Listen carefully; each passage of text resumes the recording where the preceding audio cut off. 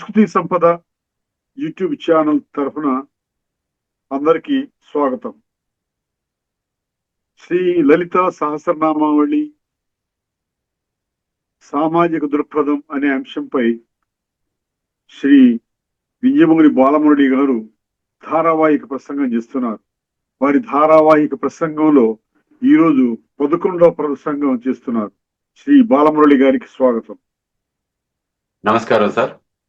ఆచార్య bit Venkateswarlu గారికి నమస్కారం తెలియజేసుకుంటూ, సంస్కృతి సంపద ఛానల్ ప్రేక్షకులందరికీ కూడా అభినందనలు తెలియజేసుకుంటూ, ఈనాడు మనం తెలుసుకోవలసినటువంటి ముఖ్యమైనటువంటి నామం అమ్మవారి యొక్క రూపవర్ణనలో మనం కిందటిసారి తెలుసుకున్నది ఏమిటి అంటే, అమ్మవారి యొక్క కన్నులు, అమ్మవారి యొక్క నాసిక, అమ్మవారి యొక్క చెవులు. కదంబ మంజరి క్లుప్త కర్ణపూర మనోహర అనేటటువంటి నామానికి కడివి పూల గుత్తులతో తయారు చేసినటువంటి ఆభరణాలని చెవులకి అలంకరించుకున్నటువంటి అమ్మవారు అని మనం చెప్పుకున్నాం.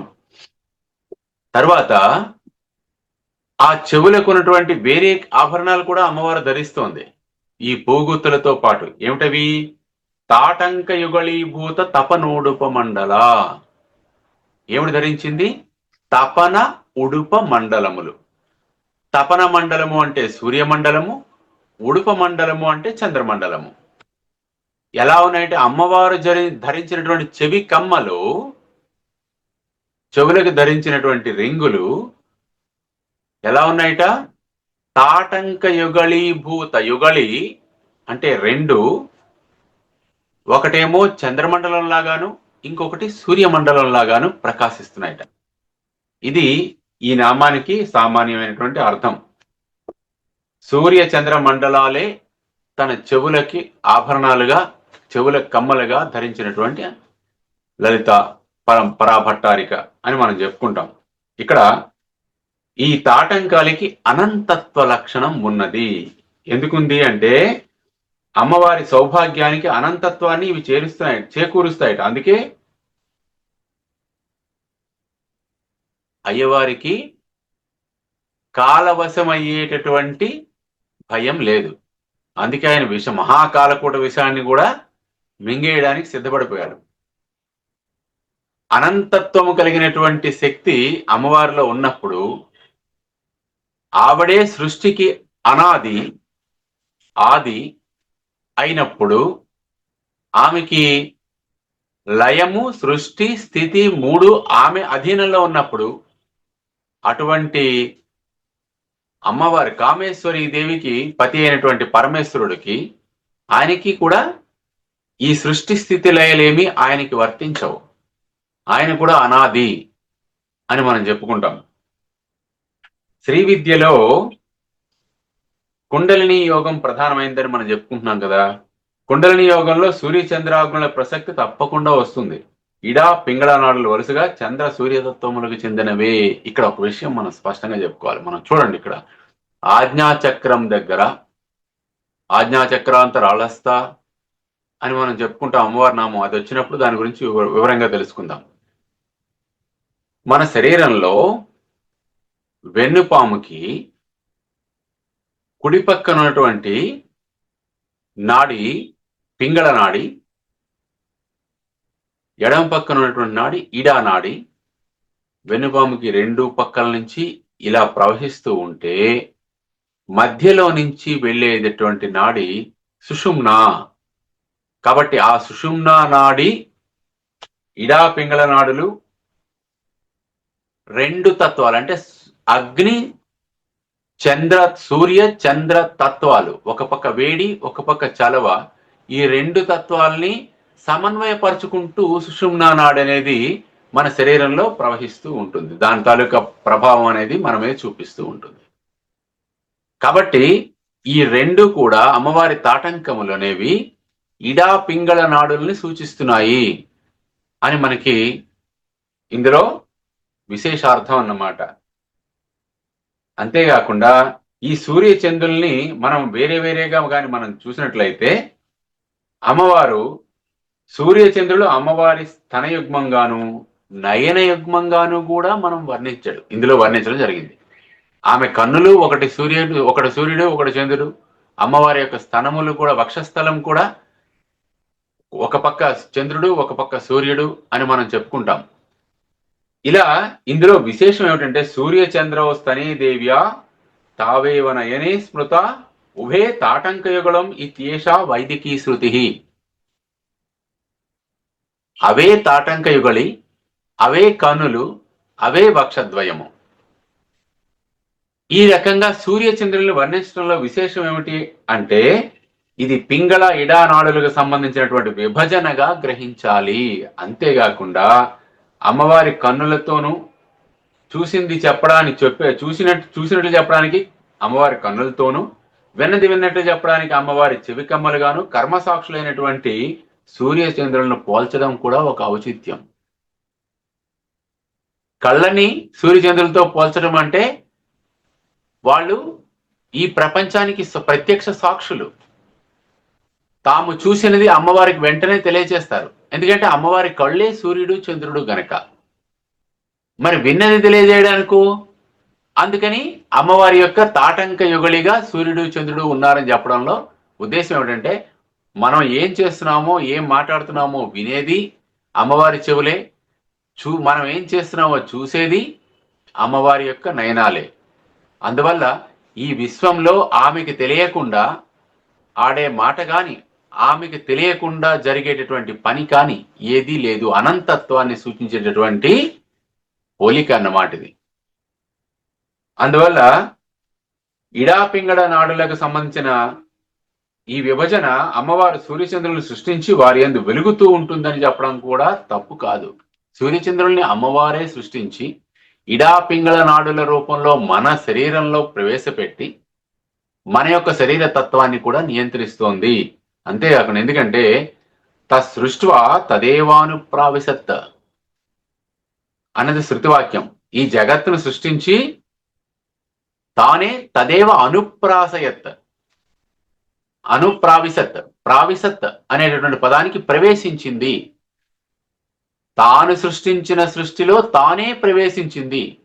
ఇక్కడ మనం ఒక శృతివాక్యం మరొకటి చెప్పుకోవాలి. అణోరణీయాన్ మహతో మహీయాన్ అని.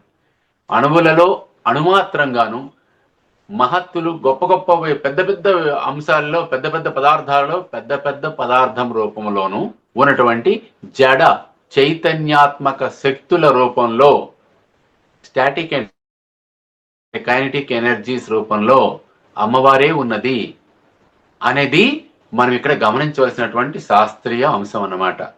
అది తెలియజేయడానికి తాప్తంక యుగళీభూత తపనోడుప మండల అనే నామంలో ఇంత శాస్త్రబద్ధత ఉన్నది.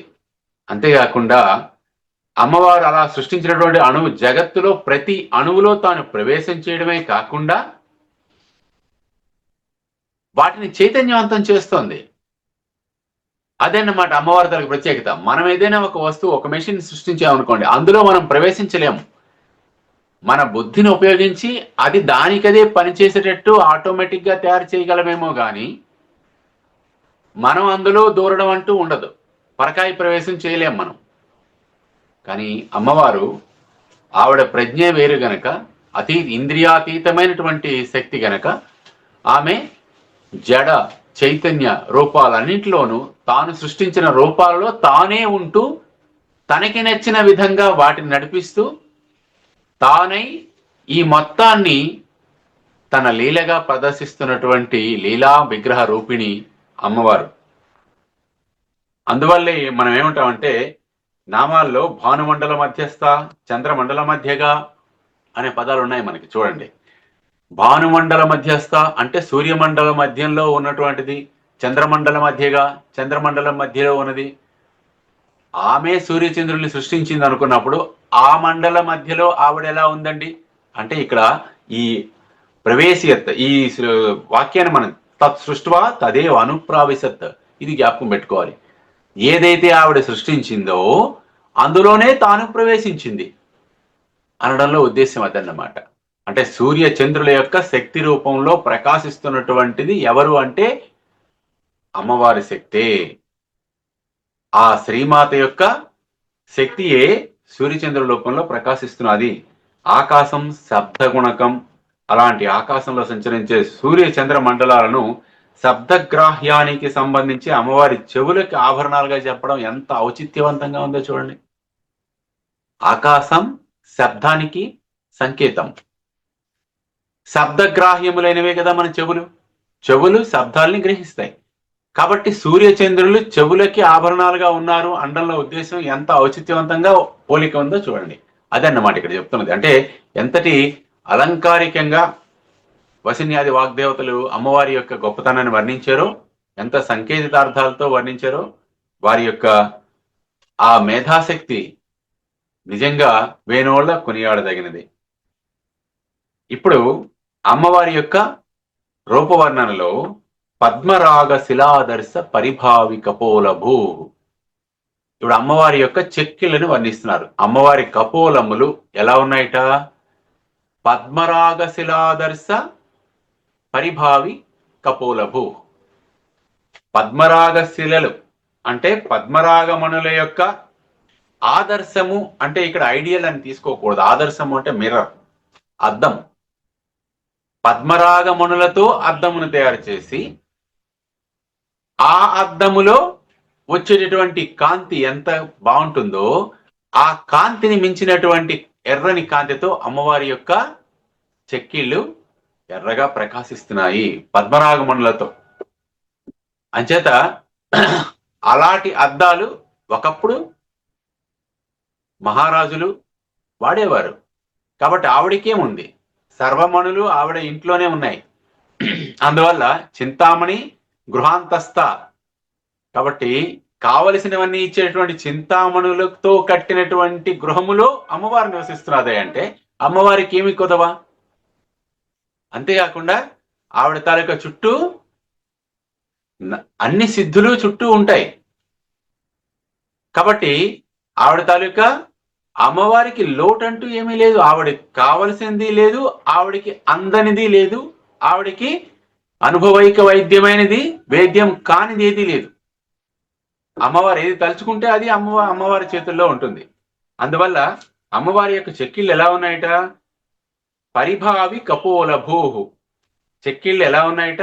పద్మరాగమణులతో చేసిన అద్దం కన్నా ఎక్కువగా ప్రకాశిస్తున్నాయి. ఇక్కడ రెండు రకాలు ఉన్నాయి. ఇక్కడ అద్దము అనేది మెరుపు, ప్లస్ పద్మరాగమణులని చెప్పడంలో ఎర్రని మెరుపు. అంటే అమ్మవారి చెక్కిళ్ళు ఎర్రగా ఉన్నాయి, అద్దము వలె మెరుపుతోనూ ఉన్నాయి. ఈ రెండు లక్షణాలని మనం అమ్మవారి యొక్క కపోలు చెక్కిళ్ళలో మనం గమనించాలి. అద్దాల్లా మెరుస్తూనూ ఉన్నాయి, ఆ మెరుపు కూడా ఎర్రని మెరుపు, పద్మరాగమణుల వంటి మెరుపు.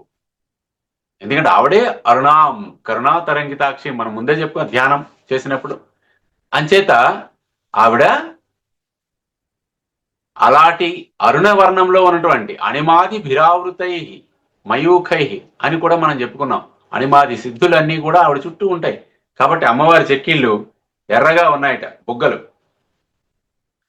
దీనిలో పద్మరాగమణులు, దానిమ్మ గింజలు, ఇవన్నీ కూడా దేనికి సంకేతం అంటే అమ్మ యొక్క ప్రేమకి, అనురాగానికి ఈ ఎరుపు రంగు అనేది సంకేతం అన్నమాట.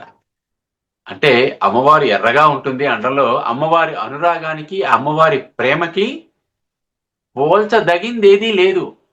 అనుపమానమైనటువంటి, పోలిక చెప్పలేనంత, ఇంత అని కొలవలేనంత అనురాగము, ప్రేమ మనపై కురిపించేటటువంటి తల్లి ఆ మహాతల్లి. అంతటి అనురాగం కలిగి ఉన్నది అని చెప్పడానికి వీటిని పోలుస్తారన్నమాట. సహజంగానే కాంతి ఎక్కువ అమ్మవారికి, అయినా అమ్మవారి తాలూకా చెక్కిళ్లతో ఈ మణుల తాలూకా కాంతులు పోలికకే రావుట, దిగదుడుపు. అంతటి చక్కగా, అంతటి అందంగా ప్రకాశిస్తున్నటువంటి కపోలాలు. అమ్మవారు నిత్య యవ్వన సంపన్నురాలు. ఆవిడకి వయోవస్థ వివర్జిత అని మనం చెప్పుకుంటున్నాం కదా. వయస్సులో ఉన్నటువంటి అవస్థలు మనవి, బాల్యము, యవ్వనము, కౌమారము, వార్ధక్యము, కౌమారము, ఇవన్నీ మనకి. అమ్మవారికి వయోవస్థలు అంటూ ఏమి ఉండవు. ఈ అవస్థలు అనేవి ఆవిడికి లేవు. కాబట్టి ఆవిడ ఎప్పుడు దేవతలందరూ కూడా నిత్య యవ్వనంతోనే ఉంటారు.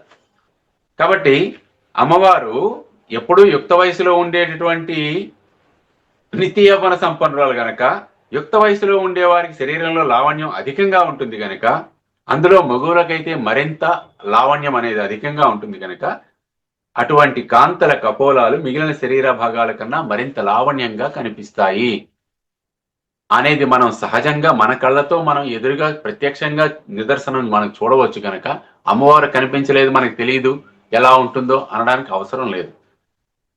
యవనంలో ఉన్నటువంటి అలాంటి సౌందర్యవతులైనటువంటి అమ్మాయిల్ని ఒక్కసారి చూసినట్లయితే అమ్మవారి కపోలాలు జ్ఞాపకం రావాలి. అద్దన్నమాట.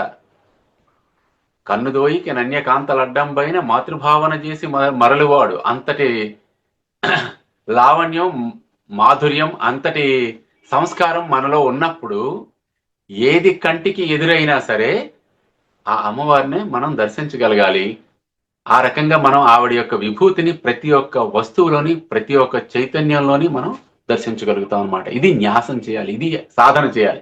అప్పుడు చెడు ఆలోచనలు, చెడు దృష్టిలు మనకి ఉండకుండా ఉంటాయి.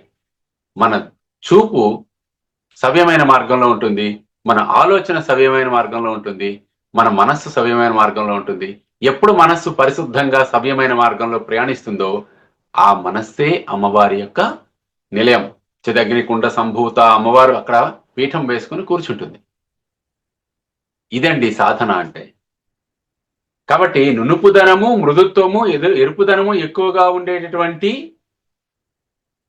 అమ్మవారి చెక్కిళ్ళు అంత అందంగాను కొట్టొచ్చినట్టుగా ఉంటుంది. నిరంతరం పరమేశ్వర సాన్నిధ్యానుభూతిలో ఉండే అమ్మవారి చెక్కిళ్ళు అనురాగరంజితమై ఉంటాయి. ఎందుకు అంత ఎర్రగా ఉంటాయండి అంటే సిగ్గు ఎక్కువైతే చెక్కిళ్ళు ఎరుపెక్కుతాయి. అమ్మవారు అయ్యవారి సాన్నిధ్యంలో ఉంటూ అప్పుడప్పుడు అయ్యవారు అమ్మవారి వైపు కానీ ఒక చూపు విసిరారు అనుకోండి,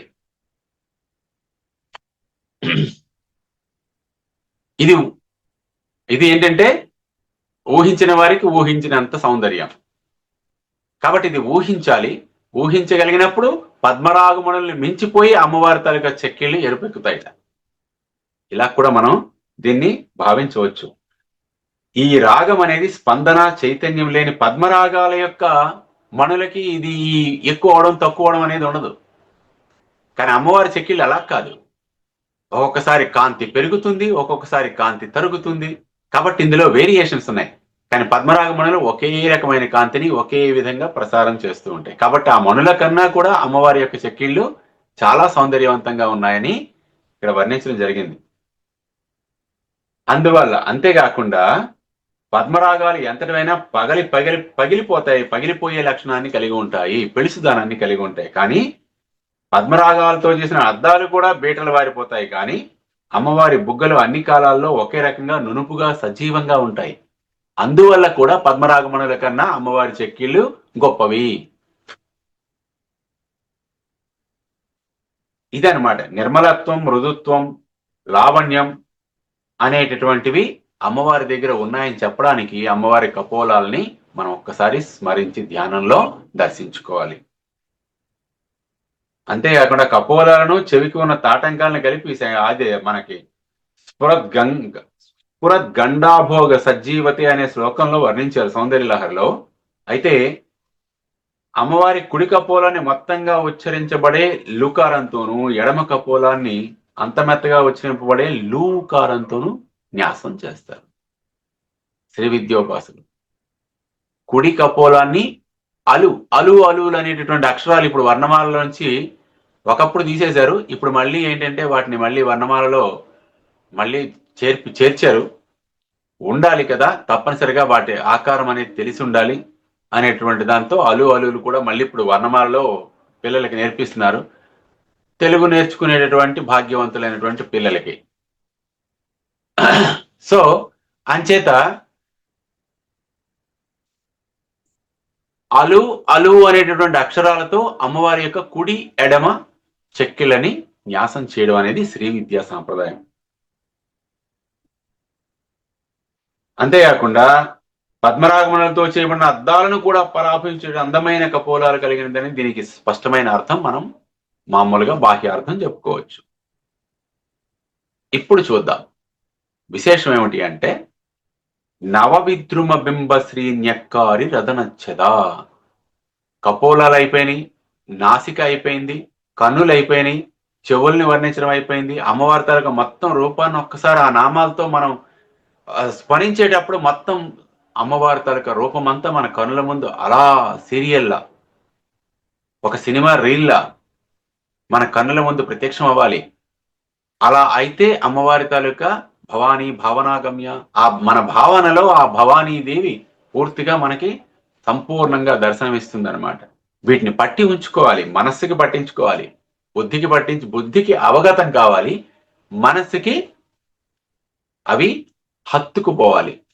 ఆ రకంగా హత్తుకుంటే మన భావనలో అవ్యక్త రూపిణి అయినటువంటి అమ్మవారు వ్యక్త రూపిణిగా మనకి పూర్తి స్వరూపం అనేది మనకి దర్శనం అవుతుంది. అది నామముల యొక్క వైభవ విశేషం. నవ విద్రుమ బింబశ్రీ న్యక్కారి రదనచ్చదా. విద్రుమము అంటే పగడం అండి. రదనములు అంటే పళ్ళు, పై పండ్లు కింది పండ్లు. ఈ పళ్ళకి చద, ఆచ్ఛదము అంటే చద అంటే తెర. ఈ పళ్ళని కప్పి ఉంచేటటువంటి తెరలు ఏమిటి అంటే పెదవులు. అమ్మవారి పెదవుల్ని వర్ణిస్తున్నాడు ఇక్కడ. నవవిద్రుమ బింబశ్రీ న్యక్కారి రదనచ్చదా. న్యక్కారి అంటే వాటిని తృణీకరించేది. ఓ నీకున్నటువంటి ఎరుపెంత అని ధిక్కరించడం అనమాట న్యక్కారి అనేటటువంటి పదానికి. అమ్మవారి పెదవులు ఎలా ఉన్నాయట? పగడముల యొక్క కాంతిని మించి ఉన్నాయట. ఇక్కడ ఆ మించి అన్నటువంటి ఆ హెచ్చుదనం ఏమిటో ఒక్కసారి మనం లోపలికి వెళ్ళి పరిశీలిద్దాం. స్త్రీల యొక్క రెండు పెదవులు ఎలా ఉంటాయో చెప్పడానికి ఉపమానాలు కాదు, సాధారణంగా పగడాలని చెప్పుకుంటారు, దొండపండు చెప్తారు. ఇవి అమ్మవారి పెదవులకి ఏవి సాటి రావు అని చెప్తున్నారు. విద్రుమం అంటే పగడం కదా, అప్పటికప్పుడు సాన పెట్టినటువంటి ముదురు పగడం. ఇది ఎర్రగా మెరుస్తూ కాంతులు విరజిమ్ముతూ ఉంటుంది. కానీ అమ్మవారి యొక్క పెదవుల ఎర్రదనానికి పగడము పోలికకి రాదు. ఎందుకంటే పగడముల కాంతి కన్నా కూడా అమ్మవారి యొక్క పెదవుల కాంతి ఎర్రగా ఇంకా చక్కగా ప్రకాశిస్తోంది. అందువల్ల అమ్మవారి యొక్క పెదవుల యొక్క శోభ పగడముల శోభను కూడా తిరస్కరించేటట్టు ఉన్నది. న్యక్కారి రదనచ్చదా. ఇందులో విశేషం ఏమిటంటే పగడాలకి ఎరుపైతే ఉంటుంది కానీ మృదుత్వము లాలిత్యము ఉండవు. అమ్మవారి పెదవులకి ఎర్రదనము ఉంటుంది, మృదుత్వము లలితమైనటువంటి శోభ రెండూ ఉంటాయి. కాబట్టి పగడాలలో లేనటువంటి మృదుత్వము లాలిత్యము అనే రెండు గుణాలు అమ్మవారి పెదవులకు ఉన్నాయి కదా.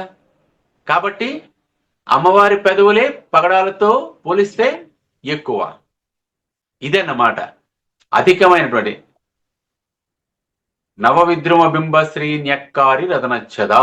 ఎందుకు ఈవిడ పెదవులు గొప్పవి అమ్మవారి పెదవులు అంటే పగడముల కాంతితో సరిపోలకుండా పగడముల కాంతిని తలదన్నే కాంతిని వెదజల్లడమే కాకుండా పగడములకు ఉన్నటువంటి కఠినత్వం లేకుండా మృదుత్వం కూడా కలిగి ఉన్నటువంటివి. ఇదన్నమాట అమ్మవారి యొక్క పెదవులలో ఉన్నటువంటి విశేషం. కాబట్టి నిత్య శోభతో సజీవంగా ఉండేటటువంటివి. ఇతర మృదుత్వం లాలిత్యం లక్షణాలు అనేవి పగడంలో లేవు కదా, అదన్నమాట. ఇక దొండపండు కానీ తీసుకున్నట్లయితే దొండపండు యొక్క ఎర్రదనం అనేది ఎన్నో రోజులు ఉండదు, తగినంత స్థితిస్థాపకత కూడా ఉండదు. స్థితిస్థాపకత అంటే ఎలాస్టిసిటీ. పెదవులు సంకోచించి వ్యాకోచించే గుణాన్ని కలిగి ఉంటాయి. దొండపండుకి ఆ లక్షణం ఉండదు కదా. నెక్స్ట్, అమ్మవారి యొక్క పెదవులు ఎల్లప్పుడూ ఒకే రకమైనటువంటి ఎరుపుదనాన్ని కలిగి ఉంటాయి. కానీ దొండపండుకి కొన్నాళ్లే ఆ ఎరుపు ఉంటుంది, ఆ తర్వాత అది వాడిపోతుంది, పడిపోతుంది. ఆ తర్వాత ఆ ఎర్రదనం అనేది మారిపోతుంది. అందువల్ల దొండపండు కూడా అమ్మవారి పెదవులతో పోల్చడానికి సరిపడదు అని మనం చెప్పుకుంటాం. ఇక్కడ వీటికన్నా విశేషం ఏమిటి అంటే ఇలాంటి శుభమైన దివ్య లక్షణాలు అమ్మవారి పెదవులకు ఉన్నాయి కాబట్టే అమ్మవారి పెదవులు ఉంటే పరమేశ్వరుడికి చాలా ఇష్టం. ఎందుకంటే పెదవులు హాయిని కొలిపేటటువంటి తీయని పలుకులు పలుకుతాయిట అమ్మవారి పలుకులు. ఇక్కడ మనం ఒక విషయం గమనించాలి. అమ్మవారి తాలూకా పలుకులు విని సరస్వతీదేవి తన వీణ కన్నా, వీణావాదనం కన్నా మధురంగా ఉన్నది అమ్మవారి తాలూకా పలుకులు అని చెప్పేసి వీణని కప్పేసిందట. ఈ వీణావాదనం ఆవిడ ముందు తీసిపోదు, ఏ రకంగానూ పోలిక సరిపోదు అని చెప్పి. కాబట్టి ఆ రకంగా అమ్మవారి తాలూకా పలుకులు మధురమైనటువంటి పలుకులు అమ్మవారు గనక మధురమైన ప్రేమ స్పర్శకు నోచుకోగలవు కాబట్టి, పగడాలకు దొండ పండ్లకు ఆ లక్షణం లేదు కాబట్టి అమ్మవారి యొక్క పెదవులు అక్కడ నవవిద్రుమ బింబశ్రీ న్యక్కారి రదనచ్చద, విద్రుమము కన్నా ఎక్కువగా కాంతితో, ఎక్కువ మంచి లక్షణాలతో, మృదు లక్షణాలతో, లావణ్యంతో ప్రకాశిస్తున్నటువంటివి అమ్మవారి తాలూకా లక్షణాలు. రదనము అంటే ఇక్కడ పండ్లు అని, చదము అంటే ఆకు అని, ఈక రెక్క అనేటటువంటి నానార్థాలు కూడా ఉన్నాయి. ఇందులో విశేషం ఏమిటంటే, విశేషార్థం రదనచ్చద అంటే పండ్లకు తెరలాగా ఉండే పెదవులు అనేటువంటి అర్థం. యాక్చువల్లీ పెదవులకి మన తెలుగులో అచ్చతెలుగు పదం ఏమిటో వాతెర అనే ఒక పదం ఉంది. వాతెర, వాతెర అంటే వాక్కులకు తెర. మన నోటికి తెర, ముఖానికి. కాబట్టి పెదవులు కనబడకుండా ఆపేటటువంటి లక్షణం కలిగినటువంటి తెర యొక్క లక్షణాన్ని కలిగి ఉంది కాబట్టి, అంటే తెరలా పెదవులు మన ముఖాన్ని కప్పి ఉంచుతాయి కాబట్టి ఆ పెదవుల్ని మనం వాతెర అంటాము. అందువల్ల పలువరసకు బయటికి కనిపించకుండా పలువరసని కప్పి ఉంచేటటువంటి తెర. ఇందులో అమ్మవారికి సంబంధించిన వాగ్వాదిని మంత్రం ఒకటి ఉంది. ఏమిటంటే ఓష్టాపిధాన నకులీదంతై పరివృతాపవి అనేటువంటి మంత్రంలో అమ్మవారి పెదవుల యొక్క విశిష్టతని మనకి మంత్రాన్ని, స్వాహా మంత్రం ఇది పూర్తిగా అందుకే చెప్పట్లేదు. ఈ మంత్రాన్ని జమదగ్ని, విశ్వామిత్రుడు, వశిష్ఠుడు మొదలైనటువంటి ఋషులు జపించి దాన్ని సిద్ధింపజేసుకొని అమ్మవారి యొక్క కృపకి పాత్రులయ్యారని మనకి పెద్దవాళ్ళు చెప్తారు. ఈ మంత్రాన్ని నకులి వాగీశ్వరి మంత్రం అని కూడా అంటారు. మూలాధారంలో నాదాన్ని ధ్యానం చేస్తే ఈ మంత్రం సిద్ధిస్తుంది అని చెప్తారు. దీనికి త్రిభుజాకారమైనటువంటి యంత్రం ఒకటి ఉంటుంది. ఇదన్నమాట. కులకుండం అంటే మూలాధారం గనక ఓష్ట పెదవుల నుండి పిధాన భద్రపరచబడినది.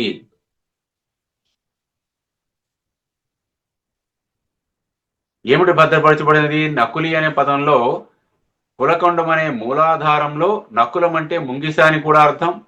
సాధకుడనే ముంగిసకు చిక్కిన సర్పమే ఈ కులకుండంలో ఉన్నటువంటి కుండలిని సర్పం.